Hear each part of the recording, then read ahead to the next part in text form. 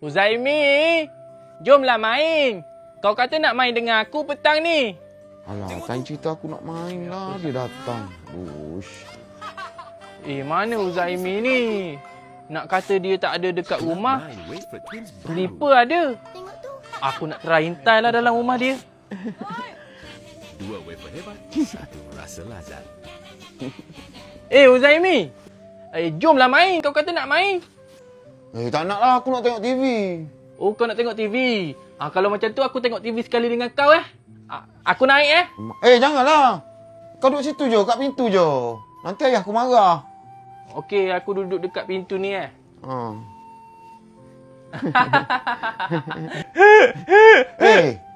Jangan gelak kuat-kuat. Nanti ayah aku marah. Aku gelak slow-slow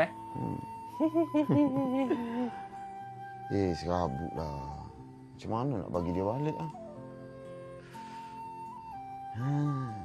Cakap ada kerja sekolah lah. Kak Maru, aku nak buat kerja sekolah. Kau balik dululah. Kau nak buat kerja sekolah Tapi kau tengok TV. Aku nak tutup lah ni.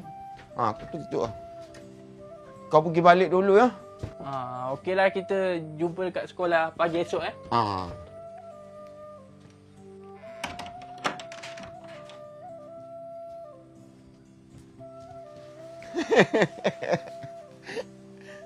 Aduh. Uzaimi ni betul ke dia nak buat kerja sekolah? Tapi dia tengok TV balik. Aku nak intai lah. Uzaimi, kau buka TV balik buka lah pintu, aku nak tengok juga. Taklah, aku nak tutup ni. Aku nak buat kerja sekolah. Kau pergi balik dululah. Yelah. Nyibuk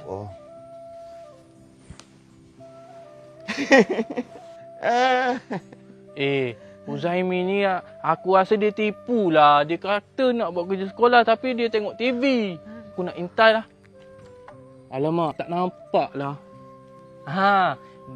Dekat tepi tu ada satu lagi tingkap. Aku nak intai lah.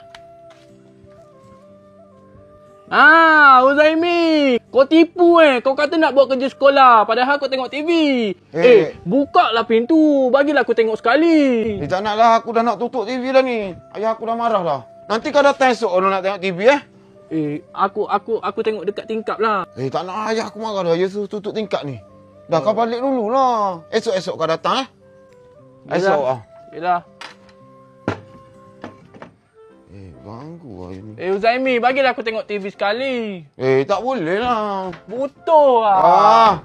Kau balik lah. Kau kedekut lah. Janganlah. Nanti aku beli TV besar.